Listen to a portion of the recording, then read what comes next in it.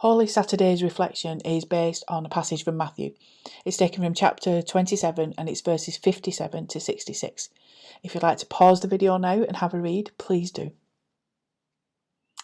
So I love watching films of all sorts, but I especially like those films where there's a clever twist in the tale. And it's only when you get to the end you realise all the plot points have been directing you that way. I love then watching the film back and I'm then like, wow, yeah, I get it now, I get it. In today's passage, we read Matthew's account of the burial of Jesus, and here we see plot points directing the way to what will come, Jesus' resurrection. But more than that, Matthew here is putting in place evidence to counter what will be doubted. And I mean, we can't be surprised, right? Someone coming back from the dead, that's going to be doubted.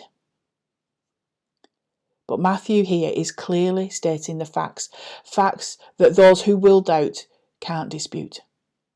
He tells us that when Jesus died, his tomb was new, recognisable and sealed with a large stone. In Jesus' day, it wasn't uncommon for more than one body to be placed in a tomb. Bodies weren't put into coffins, they were wrapped in cloth along with perfume and spices. The body would be put on a shelf, and when all the flesh had decomposed, the bones would be put into an ossuary, a bone box. Tombs could hold numerous shelves and bodies at any one time. But Matthew makes it clear, this was a new tomb. There were no other bodies in it, only Jesus. Large stones were also often rolled across the tomb to prevent robbery. And this is what Joseph of Arimathea did. New tomb, very large stone to seal it.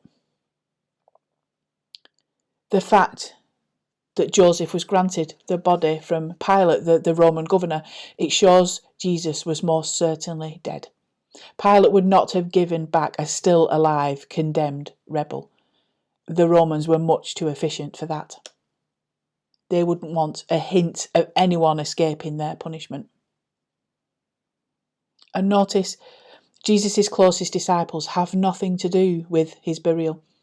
They have fled in fear, so they can't be accused of hiding the body.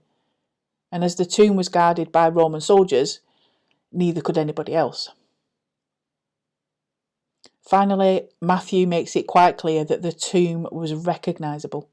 He tells us that the two women who were at the tomb on Friday evening, Mary Magdalene and the other Mary, were the ones who went to the tomb on Easter morning. They had seen Jesus go into the tomb.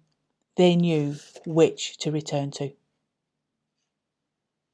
Matthew has set up plot points for what is to come. For those that will doubt, Matthew has laid out the facts, what happened, when and where, and who was involved. They were indisputable. Does this prove the Christian story of resurrection? No. There has always been room for doubt, but Matthew wants doubt to be in its right place. If we are to doubt that Jesus was raised from the dead, it is because we might struggle to understand why or how the living God could do such a thing. There is to be no confusion about the details of the burial. Jesus was well and truly dead. He was buried and placed in a new, secure, guarded tomb. The women who witnessed all this returned to the same tomb on Easter morning, and as we will hear, they will find it empty. Like any good screenwriter, I can imagine Matthew being so excited to move us on, imagining our reactions when we hear what comes next, where we say, wow, yeah, I get it now.